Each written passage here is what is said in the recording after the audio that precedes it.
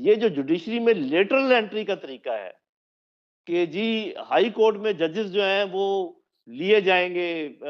ایک خاص طریقے سے، تو اس کا نتیجہ یہ نکلا ہے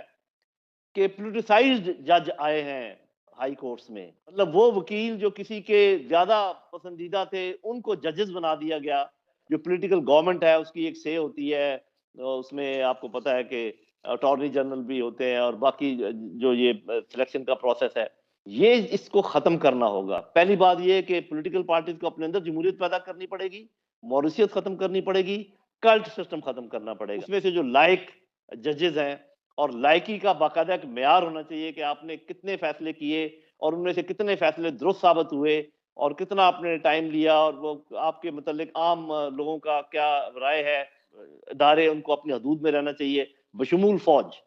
کہ آپ کے جس طریقے سے لکھا ہوا ہے کانسٹیٹیوشن میں